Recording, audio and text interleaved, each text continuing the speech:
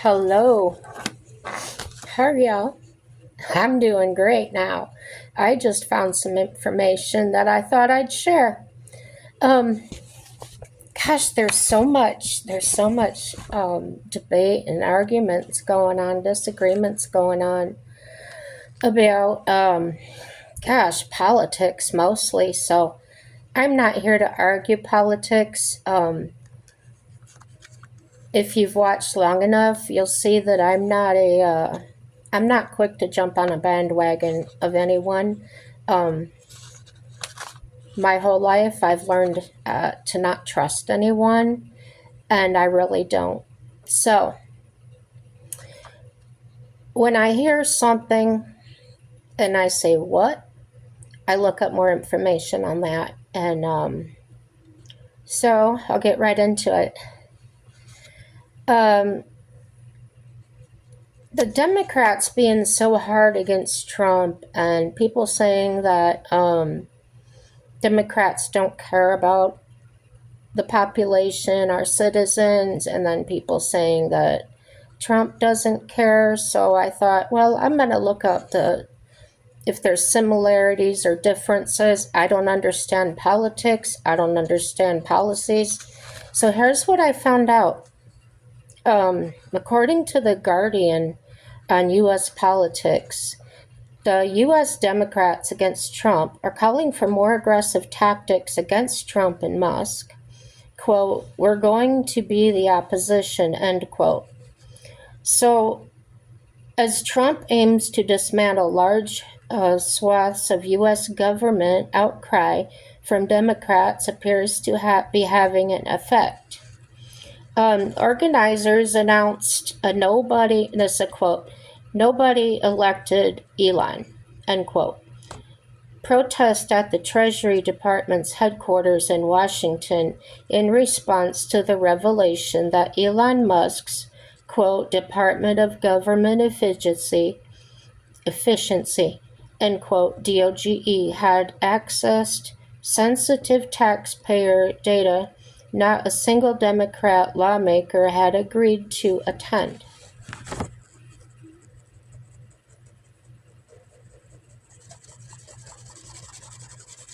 In my opinion, from my perspective, if I know I'm living in a delusional land, right, when I say this, if the Democrats and the Republicans could actually work together, and what I mean by that is instead of compromising,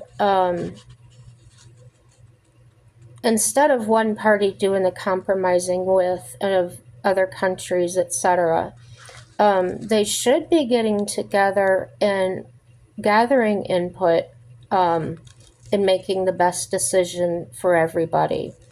The only thing I can reference at this point is, let's say, okay, my husband and myself. And I know that this works, whatever I'm doing works this way, okay? So that's the way I'm going to do it. Nobody can tell me any different, all right? But he'll come in and say, "Well, did you think of this or did you think of that?" And then I can get really upset, balled up, and say, "I'm not doing that. I don't agree with that. That's not the way it's done." And that's kind of how I see the Democrats and Republicans acting at this point. Not being open to hear what the other side has to say and making an intelligent decision, or thinking of, okay, if this could possibly work, do we have input that might encourage that, or maybe give them insight on maybe something they didn't recognize when they came up with this, and both parties having the eyes to see and the ears to hear with, okay? So I've learned to open up and listen, and there's been several times now that if he comes up to me and says, "Hey, why don't you try it this way?" and I have, it has worked. and vice versa, because he can be really hard-headed. So, you know that saying, can't we all get along? It's sort of like that, but improve it. Yes, each have your own stand, your own ways. However, things can be tweaked a little bit. I hope you understand what I'm saying. According to Wikipedia, the Democrats support the LGBT community and a pathway to citizenship for undocumented immigrants. Okay. Democrats typically agree with the scientific consensus on climate change and favor a multilateral approach in foreign policy. Multilateral definition is, according to the Oxford Language Dictionary, multilateral is agreed upon or participated in by three or more parties, especially the governments of different countries. Quote, multilateral negotiations, end quote. Okay, next bulletin. Having members or contributors from several groups, especially several different countries, multilateral aid agencies. Multiculturalism is a word that describes a society that has many different cultures living together. It is the simple fact of cultural diversity in a multicultural society. There is not an official culture that is decided by the people in charge for everyone. Instead, different cultures are similarly respected. Okay. We probably all can accept that, as we all should respect and accept our differences, right? Okay. That's where I believe most of us agree. But the wording of it, the way it's done, is a big issue between the parties, in my opinion. And the more I read into this, it should be a big issue, because this does affect us. It does affect our country. And somebody may have all the best intentions in the world. For instance, the Democrats, they may have really good intentions. They may have really good ideas on how to do things. But the Republicans are actually trying to change it all. So, which idea is best? Don't know, do we? Because we don't have the whole amount of evidence to close this case or to solve this case going on, okay? I hope you're listening. This stuff is very important. Well, did you know that multilateral includes challenges to global governance and cooperation? If the parties are so busy fighting amongst each other, who's watching the kids? Such as economic disparities, complex negotiations, and funding shortages, okay? And as I'm finding out by reading this multilateral thing that they're doing focuses more on countries' needs than its own people's needs. And that's why so many of us are suffering. So economic disparities is a downfall to this multilateral. Stronger economies may dominate, which can lead to economic inequality among member countries. Multilateral agreements can give a competitive advantage to large multinational corporations, which can hurt small businesses. Okay? Complex negotiations. Reaching an agreement among multiple countries can be lengthy and complicated. The details of negotiations are specific to business and trade practices, which can be difficult for the public to understand. And that's why I'm reading this. I really wanted to dig in and find out what the heck are they talking about? Why is this such an issue? I'm finding out why it's an issue. The Democrats are actually, like when the Republicans claim that the Democrats are not caring about American citizens, it's probably because they're focused on their goal of multilateral goals, which is with other countries, okay? And as I read, let's get back into it.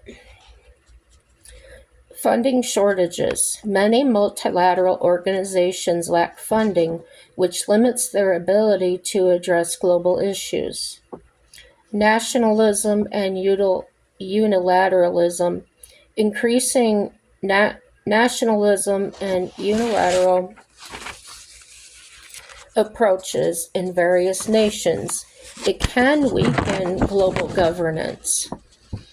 Unworkable agreements, which is multilateral agreements can be unworkable or ignore real problems. And to me, that sounded really familiar. A lot of us have felt ignored. Our needs are being thrown in the wind or not looked at. We're screaming, we're bleeding here financially, and there's nobody attempting to stop it. Misuse of agreements is another issue. Multilateral agreements can be used as smokescreens to hide unilateral power politics. So, ineffectiveness, multilateral organizations can be ineffective in responding to security crisis. Multilateral organizations can compromise their core values. The reform needs. Multilateral institutions may need to be reformed to better reflect current global realities and power dynamics. Multilateral policy can potentially, quote, hurt a country like the United States by requiring compromises that may not align perfectly with its national interests, potentially leading to situations where where a particular country bears a disproportionate share of the burden in international agreements, limits its ability to act unilaterally in certain situations, and can sometimes result in policies that are seen as not fully protecting domestic industries or workers due to the need to accommodate their nation's concerns. So when they're standing on the political point that they care about global warming, economic this and that, they're not talking about us. They're not talking about our welfare. They are focused on the bigger picture, which is other countries. So with that, they are sending the money that we've spent, that we've paid in, to everybody else and not us. So to me, their priorities need some adjusting. Okay. And when I get to, well, if you watch my previous video, it's called Angry. Are You Angry? Please watch that as I delve deeply into the Social Security and why our Social Security is failing. They're saying it's going to run out of money. And I'll give you a hint. They're giving it away. to illegals. So be careful if you're so dead set on undocumented people coming in here, that you are ready to give up your Social Security retirement fund. I'm not.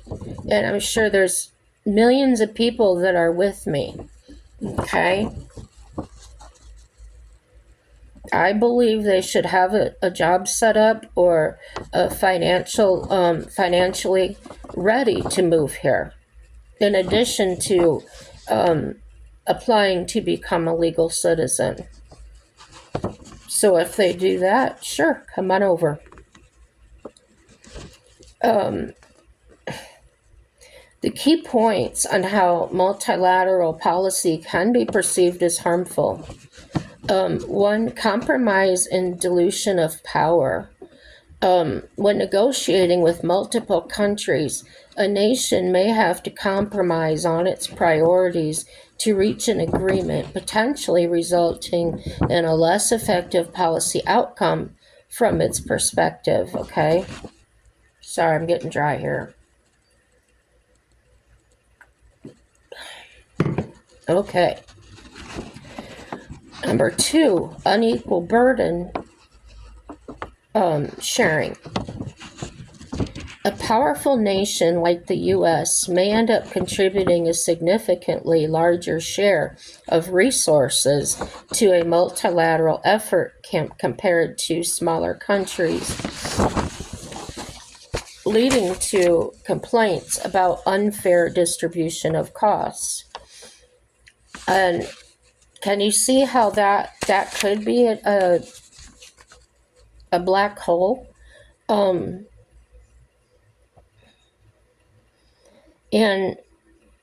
it would be evidence that our resources, our financial or otherwise, aren't being used by us. So if you bought clothes for your child, or, this is a weird example, and then somebody knocks on your door and asks you for them, you can choose yes or no. But if you pay for those clothes and somebody comes in and just takes them and gives them to somebody else in another country or whatever, that's what they're doing with our Social Security and our federal taxes, okay? They're not putting it back into our pockets. And in my opinion, from what I've read, that's what Trump's trying to do. And some people aren't getting it. They're just not catching on. I don't know. So the complaints about the fair distribution of costs. Okay, 4. I think I'm on 4. Constraints on national sovereignty. International agreements can sometimes limit a country's ability to make independent decisions on certain issues, potentially impacting domestic policy. So could they be making decisions for us based on their agreements with other countries? I don't know. I'm not that smart. Potential for ineffectiveness or ineffective action.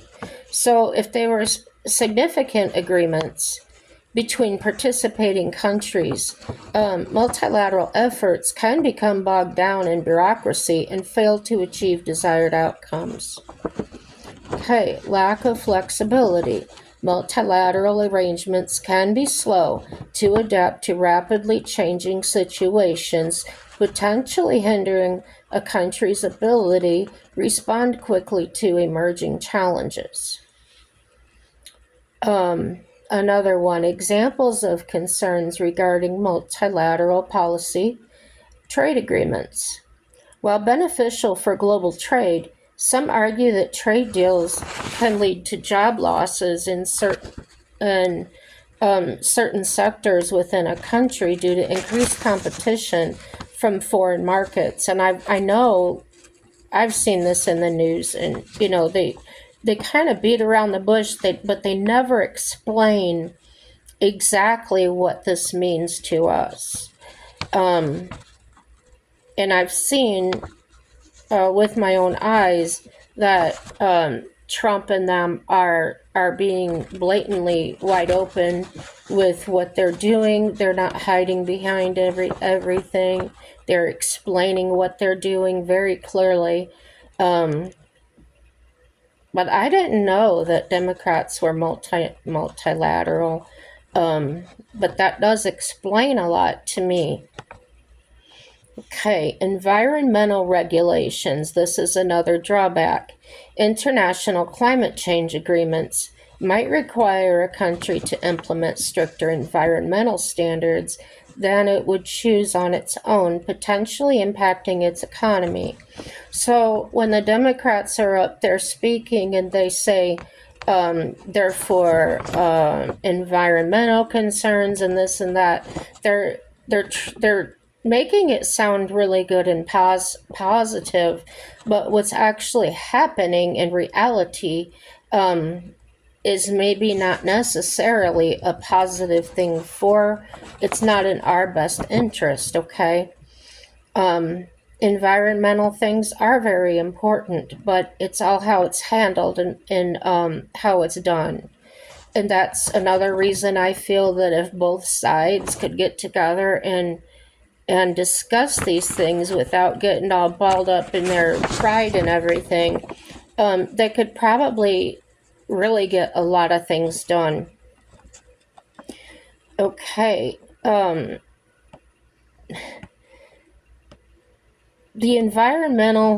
international climate change agreements might require a country to implement stricter environmental standards than it would choose on its own, potentially impacting its economy. Another one, international organizations. Some criticize the power dynamics within international organizations like the UN, where certain countries may have disproportionate influence. I'm done with that subject for now. The next thing I wanted to know was, and the reason I thought this is President Trump brought on Elon Musk. And I was thinking, well, why would a person do that? I'm not quick to jump on a bandwagon and say, oh, that was wrong. I look for evidence and then make my decision with the information that I have. And I hope you guys too do that. So I wanted to know the difference between a CEO and a politician. Why not? So I found on Duarte.com, which is spelled Duarte, and this was written by Nancy Duarte. And what she puts here was previously published by Speaking, it's named Speaking Well, and it was by Peggy Noonan, Noonan. She was the speechwriter for President Reagan, and in her book on Speaking Well, she recounted a story of when she wrote a speech for a renowned CEO of a F500 company. So I'm going to read this, and it's kind of long, so if you're not interested, that's okay. In the first half of this, when I was talking about the Democrats and Trump, that was my the main story I wanted to get out there, okay? So this Peggy Noonan recounted the story of when she wrote a speech for a renowned CEO of a F500 company. She was excited to try her skills in the business world. She met with him a few times, collected stories, views of public policy, and she thought he was impressed with the sophistication of his views and thought he'd be great to work with. One of the tricks about being a great speechwriter is that your final script embodies the presenter and it represents their viewpoints and voice well.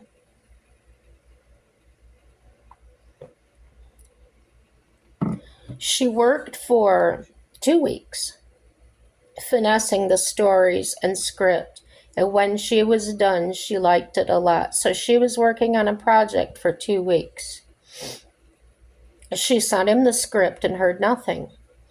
Then she heard through the grapevine that he wasn't happy because the speech didn't seem original or have enough flash, that it was like something he'd heard before. Then she realized he had heard it all before. They were his stories.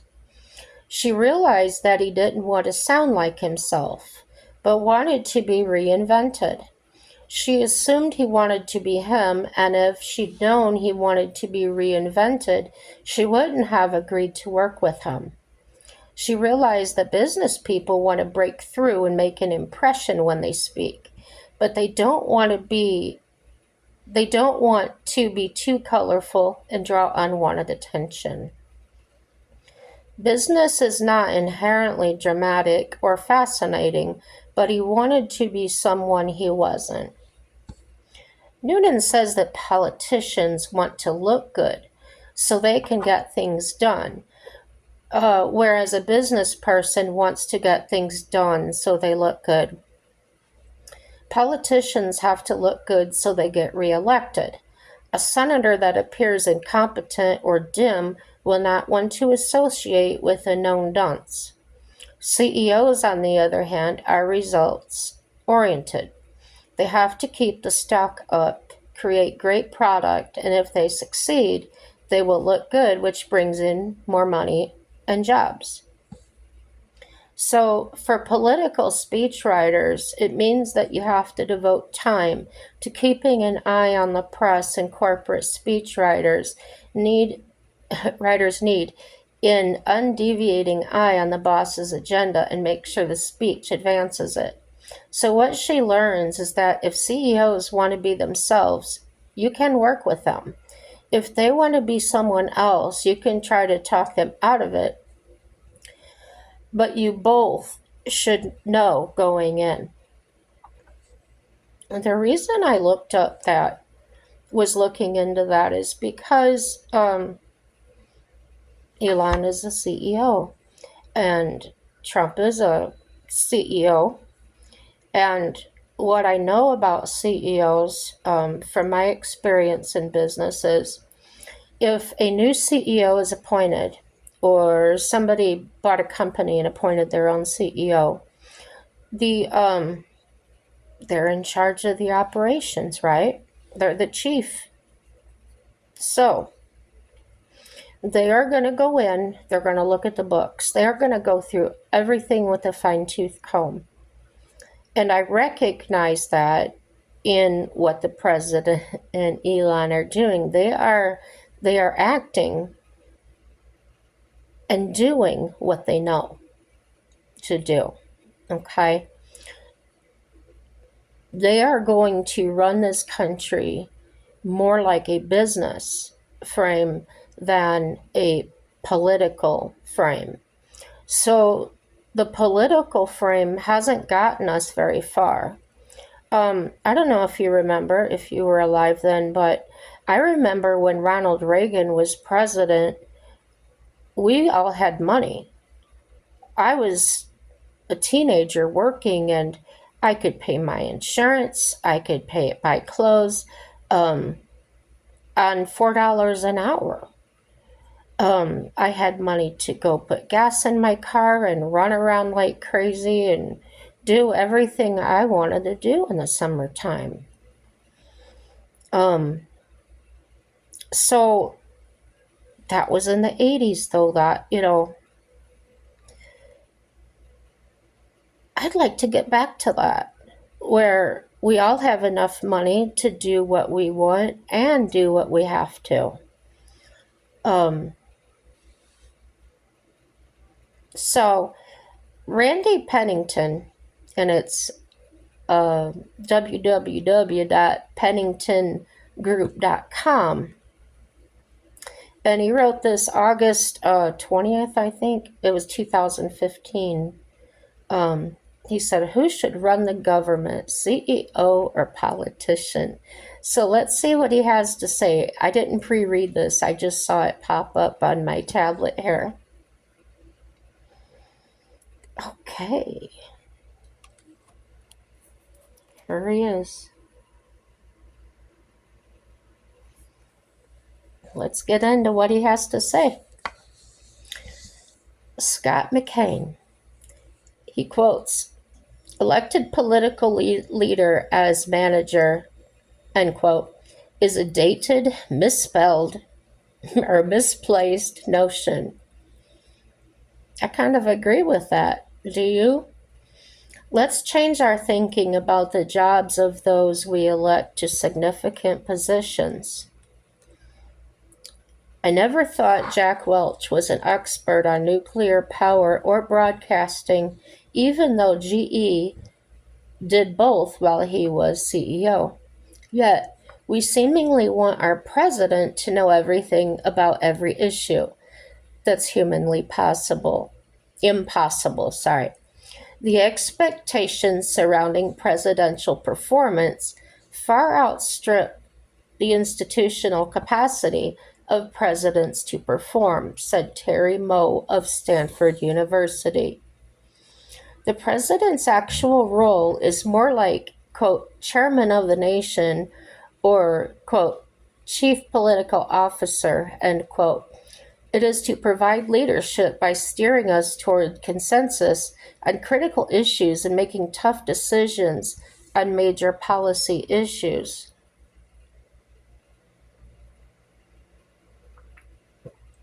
Do you agree with that? We've reached a point where we actually need two presidents. I never heard that before. Better expressed as chairman and CEO. The chairman, president of the U.S., is elected as our, quote, big picture political leader. He or she that appoints a CEO to be an aggressive, rigorous manager of budgets and performances or performance. So that seems right along what Trump is doing with Elon Musk in there.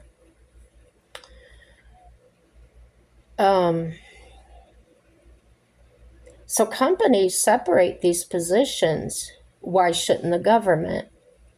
Until we became more sensible in our expectations, we'll have unqualified politicians trying to be executives, business leaders trying to be politicians, and neither delivering the best results for America. Well, that's reflected to be true, hasn't it?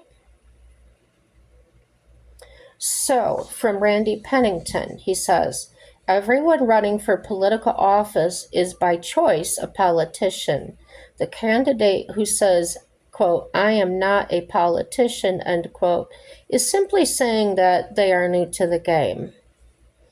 The important question when electing a president is whether to trust the running of the government to someone with no experience working in that environment or someone with at least some experience understanding how it works. Every president is an amateur managing a group of professionals when it comes to providing leadership for government agencies. That is not unlike successfully running a large company with multiple products and services. But, quote, running the government, end quote, also involves influencing when you have no authority to mandate compliance, building coalitions among groups with different goals, operating in a state of perpetual scrutiny, and understanding how the process of government works.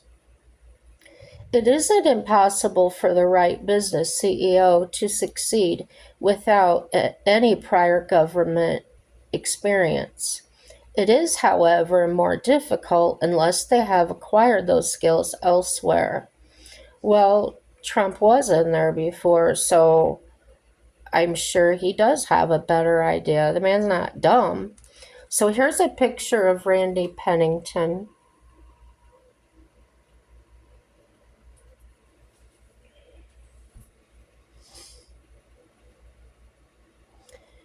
Now, this is from Larry Winget, and I'll show you his picture. He says, When it comes to running the government, I believe that it takes a good combination of business acumen as well as the ability to both understand and use the political machine to get things done. A business person who can't get things done using the political system and only wants to trash the system and do a workaround is doomed. And I don't see Trump as being that way.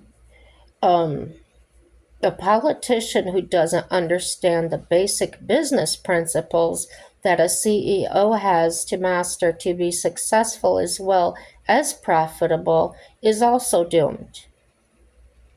We either need a politician with business mastery or a business person with political mastery. It is going to take a combination of both skill sets to move us forward. So, in that respect, I do agree and think that the two of them working together can seriously benefit us. Balancing a budget, spending less than you take in, I see them doing that, trying to do that. Controlling growth, understanding the competition, defending your establishment against outsiders. Wow, that's a big one, isn't it? Pleasing the people who pay the bills and creating value, both real and perceived, are the role of a good business person. But they should also be the top priorities of a person running the government. We need a proactive, visionary consensus builder. We don't need a know it all demagogue who believes they are the only one who can have a good idea. Now, I see how Trump in the beginning, his first term, was really perceived that way. But now I see him in more of the other ways describing. I believe he learned from that. Now, this is going to be from Joe Calloway. He says, Republican presidential candidate and governor of Ohio, John Kasich, recently said people have kind of had it with politicians because they don't think it's working. I spent a decade out. At some point, people want a captain to land the plane. I know when you go to Washington, you better understand where the levers are, end quote. I think that's a good point, he says. A career politician might not have the, quote, get things done, end quote, skills that a good CEO has. But a career business professional doesn't know, quote, where the levers are, end quote, in government.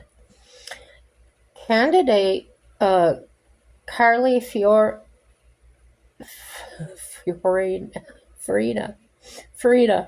has said, quote, I come from a world outside of politics where track records and accomplishments count, end quote.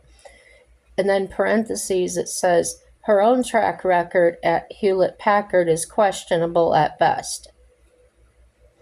The bottom line is, as Mark says, getting a good leader regardless of their background. I think a good example of the kind of hybrid leadership background can be found in Senator Bob Corker of Tennessee, very successful in business, former mayor of Chattanooga, now respected by both sides of the aisle U.S. Senator. Now remember, this was written back in 2015. These aren't current people, okay? We need a combination of vision, inspiration, the skills of communication and collaboration, and the ability to make the trains run on time. A rare combination indeed. And Joe Calloway helps great companies get even better. This is from Mark Sanborn. He says the short answer, someone qualified, whether CEO or politician. But what makes someone qualified? Start by flipping the original question, who should run a company? Who should run Who should run a company? A politician? That would be nonsensical if that person didn't also have business leadership skills. Skill sets aren't always transferable. Well, the principles of leadership don't change. The application of those principles does. How a leader gets result in a business organization may be similar to government, but it isn't the same. The systems and processes are different by design. So, that isn't to say that a CEO couldn't make a great president, but it wouldn't be exclusively because of his or her business acumen. Many great business or great government leaders have come out of the private sector, but they succeed by doing a deep dive, or in some instances, a crash course in how government works. One thing that is the same in business and government is that an effective leader surrounds himself or herself with talented, capable people. That enables the person at the top to make up for any shortfalls in knowledge or skills. Who do I want running our government? Someone who truly knows what they're doing. And Mark Sanborn is the president of Sanborn and Associates, Inc., an idea studio for leadership development. He is an award-winning speaker, best-selling author of books, including The Fred Factor. For more information and free resources, it says to visit his website, which is www.marksanborn.com. So, some really good insights there, in my opinion. And these outside opinions kind of matter because it's not like sitting there just listening to one person or one party. It's like they all seem to say, let's get somebody that can do the job. And it doesn't matter what they look like, or what they, you don't have to like them. But if they can do the job, then that's the one that should be in there. It matters not to me somebody's past as far as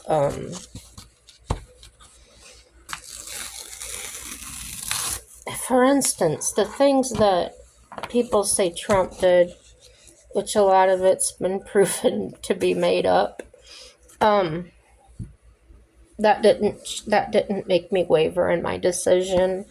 We've all made mistakes. His hair. Caregiver was here today, and she wanted to make me look beautiful. I think she did a pretty good job.